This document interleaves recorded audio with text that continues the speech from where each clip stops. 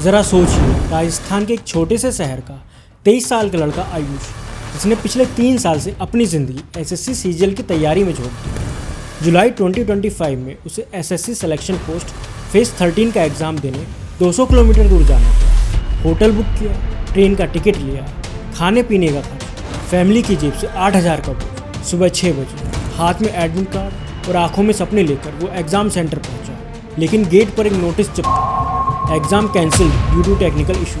इसने सब कुछ तोड़ दिया, ना कोई प्रायर ईमेल, ना एसएमएस, ना कॉल, सिर्फ एक वाइट पेपर नोट जो उसकी मेहनत और पैसों पर ताला मारता। आयुष कहता है, हम सालों तक तैयारी करते हैं, लेकिन बार बार एग्ज़ाम कैंसिल होने और इरेगुलरिटीज़ की वजह से हमारा समय, पैसा और मौके सब बर्बाद हुआ। और सच यही है, ये सिर्फ आयुष की कहानी नहीं, ये लाखों इंडियन यूथ की हकीकत है। अगस्त 2025 में जब दिल्ली के रामलीला मैदान में हजारों स्टूडेंट सड़कों पर उतरे, तो वो सिर्फ एक प्रोटेस्ट नहीं था, वो था डिकेड्स के फ्रस्ट्रेशन का एक्सप्लोजन।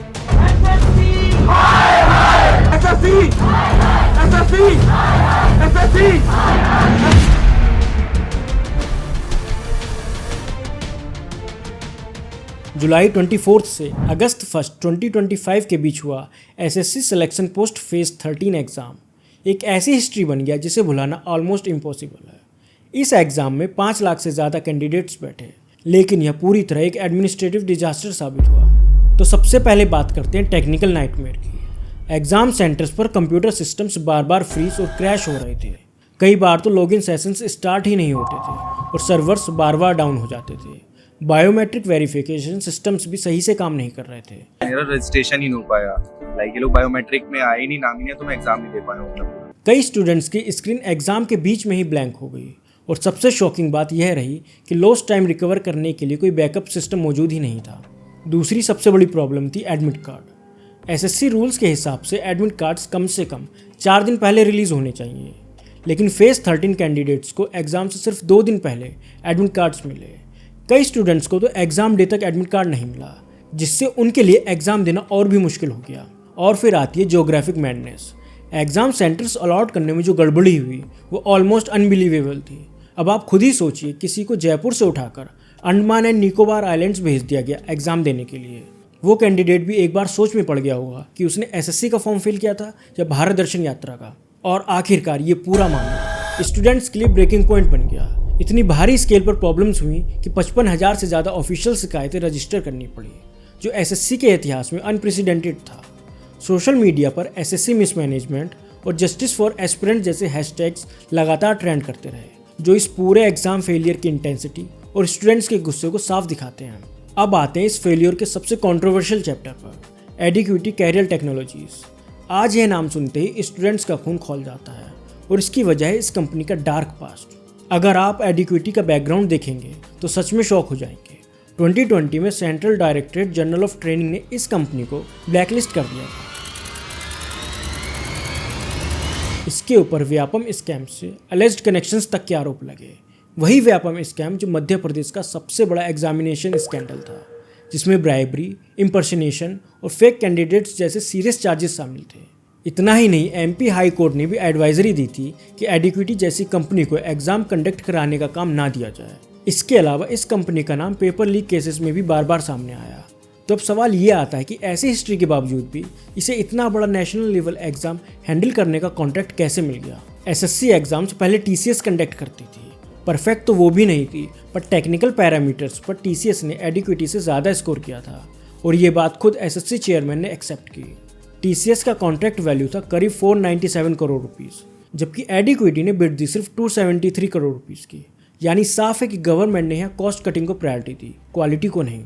और जब क्रिटिसिज्म बढ़ा तो एसएससी चेयरमैन एस गोपालाकृष्णन ने डिफेंड करते हुए कहा, this agency is new to SSC, initial problems are expected. लेकिन स्टूडेंट्स का सीधा सवाल है, अगर पहले से पता था कि कंपनी नहीं है और इतना कंट्रोवर्शियल बैकग्राउंड है, तो फिर रिस्क क्यों लिया गया? आखिर लाखों एस्पिरेंट्स के फ्यूचर के साथ इतना बड़ा गैम्बल किस लॉजिक के साथ किया गया? और यहाँ कहानी सिर्फ टेक्निकल ग्लिचेस तक सीमित नहीं है, असली मामला तो कहीं ज़्यादा गहरा और ख़तरनाक है, क्योंकि हाल ही के अरेस्ट ने एक्चुअल मैनिपुलेशन और धांधली के पक्के सबूत सामने ला दिए हैं। सबसे बड़ा खुलासा हुआ हल्द्वानी से, जहां 9 लोगों को गिरफ्तार किया गया। ये लोग एग्ज़ाम के दौरान रिमोट डेस्कटॉप सॉफ्टवेयर का इस्तेमाल कर रहे थे। यानी कैंडिडेट के सिस्टम पर बैठे बिना दूर से ही आंसर सॉल्व कर रहे थे। इतना ही नहीं, दिल्ली से जुड़े कुछ आईटी एक्सपर्ट्स कैंडिडेट्स के बिहाफ में क्वेश्चंस अटेम्प्ट कर रहे थे। और जब पुलिस ने जांच की तो लैपटॉप्स, वाईफाई डोंगल्स और कई सस्पिशियस इलेक्ट्रॉनिक डिवाइसेस बरामद किए, जो साफ साफ दिखाता है कि ये कोई आइसोलेटेड घटना नहीं थी, बल्कि वेल ऑर्गेनाइज्ड चीटिंग रैकेट था। और यह कोई अकेला इंसिडेंट नहीं है। अगर एसएससी की हिस्ट्री देखें तो कंट्रोवर्सीज की पूरी किताब भर जाएगी। सबसे बड़ा एग्जाम्पल है 2018 का। फरवरी 2018 को एस्पिरेंट्स ने एसएससी का ब्लैक मंथ कहा था। उस समय मास चीटिंग और पेपर लीक एलिगेशंस ने पूरे सिस्टम को हिलाकर रख दिया। रिमोट एक्सेस से ऑनलाइन एग्जाम्स हैक होने के शॉकिंग रिविलेशन सामने आए। हालत इतनी बिगड़ी कि एसएससी सीजीएल 2017 टीयर 2 एग्जाम को पूरा कैंसिल करना पड़ा। और तो और कट ऑफ मार्क्स को लेकर भी मैनिपुलेशन सामने आया। पहले 131 मार्क्स अनाउंस किए गए, फिर टेक्निकल ग्लिच का एक्सक्यूज देकर 126.5 कर दिए। और ये पैटर्न कोई एक बार का नहीं है, हर एग्जाम में वही पुरानी कहानी रिपीट होती है। और इससे भी बड़ी प्रॉब्लम ये है कि ये सिर्फ एसएससी तक सीमित नहीं है। मार्च 2025 में रेलवे रिक्रूटमेंट बोर्ड को assistant locomotive pilot exam cancel करना पड़ा, क्योंकि क्वेश्चन पेपर्स ही गलत अपलोड हो गए थे। नीट एग्जाम भी पिछले 3 साल से लगातार टेक्निकल प्रॉब्लम से जूझ रहा है। मतलब साफ है कि ये कोई एक्सीडेंट नहीं, बल्कि एक सिस्टमेटिक फेलियर है, जहां हर बार स्टूडेंट्स ही अल्टीमेट सफरर्स बनते हैं। तो अब सवाल ये उठता है कि अथॉरिटीज़ का स्टैंड क्या है। आखिर गवर्नमेंट और एसएससी इस पूरे एग्जाम फेलियर पर कैसे रिस्पॉन्ड कर रहे हैं। एसएससी चेयरमैन एस गोपालाकृष्णन ने कई एक्सप्लेनेशंस दी। पहली नज़र में ये बातें ईमानदार लग सकती हैं, लेकिन एस्पिरेंट्स के लिए बिल्कुल भी सेटिस्फैक्ट्री नहीं है।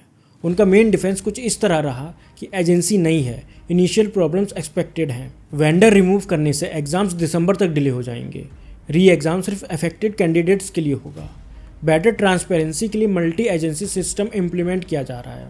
पर प्रोटेस्ट्स और नेशन वाइड आउटरीच के बाद गवर्नमेंट ने कुछ इमीडिएट रिफॉर्म्स अनाउंस किए, जैसे कि आधार ऑथेंटिकेशन को और स्ट्रिक्ट बनाया गया, मल्टी एजेंसी मॉडल लाया गया, जिसमें कंटेंट, इवैल्यूएशन और आईटी सिक्योरिटी को अलग अलग एजेंसीज को हैंडल करना होगा। एआई ड्रिवन सेफगार्ड्स इम्प्लांट करने का वादा किया गया और वेंडर फेलियर्स पर डिटरेंट पेनल्टीज लगाने की बात कही गई।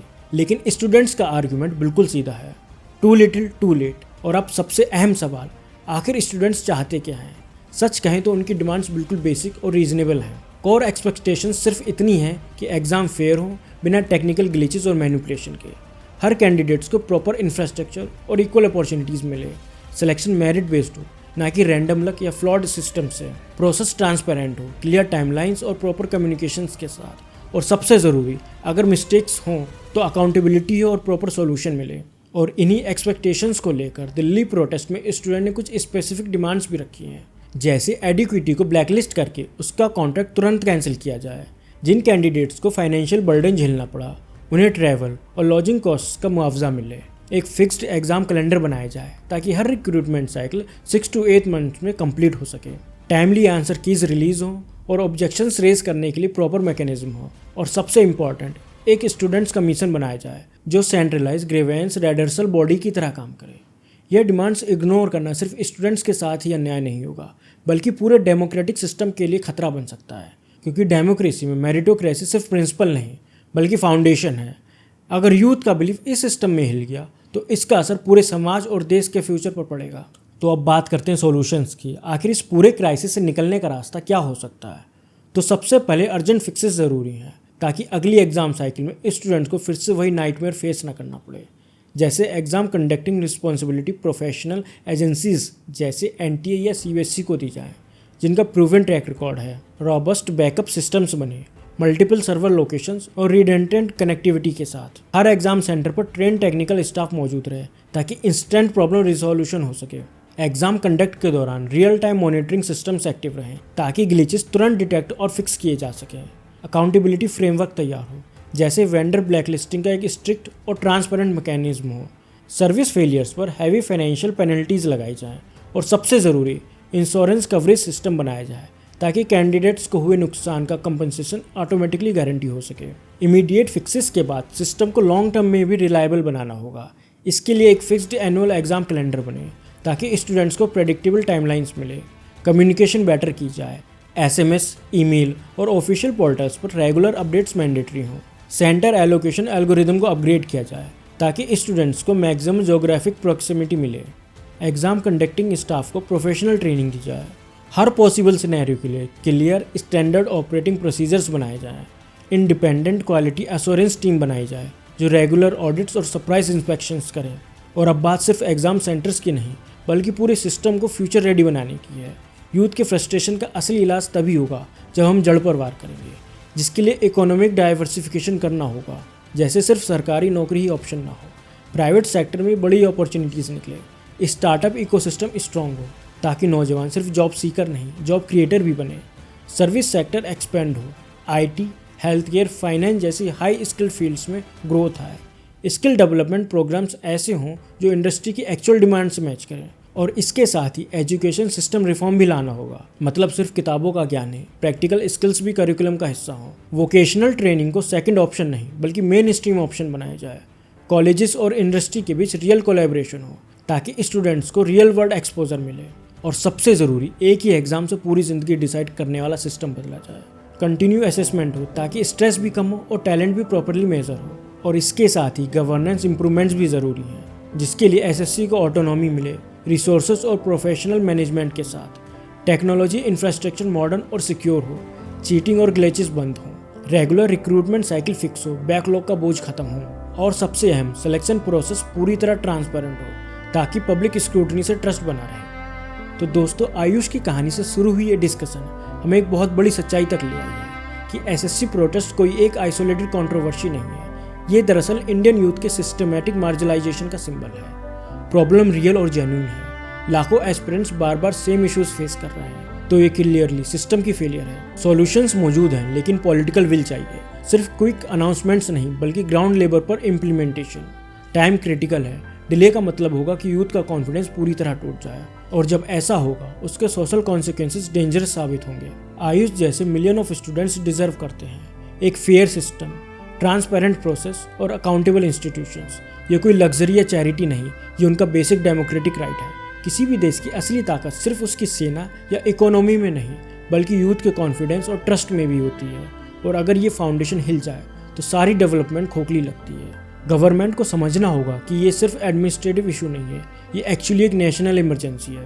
क्योंकि जब प्रोडक्टिव यूथ प्रोटेस्ट करने पर मजबूर हो जाए तो वो सिर्फ स्टूडेंट्स की हार नहीं होती, वो पूरे सिस्टम की फेलियर होती है। और याद रखो, यूथ सिर्फ एक चीज़ मांग रहा है, फेयर कंपटीशन और इक्वल अपॉर्चुनिटी। और सच बताइए, एक डेमोक्रेटिक देश में जो मेरिट और हार्ड वर्क को वैल्यू करने का दावा करता है, क्या ये मांग ज़्यादा है? आप इस पर क्या सोचते हैं? हमें कमेंट सेक्शन में ज़रूर बताएं। अगर आपको हमारा वीडियो पसंद आया हो तो इसे लाइक करें और चैनल को सब्सक्राइब करें। जय हिंद, जय भारत।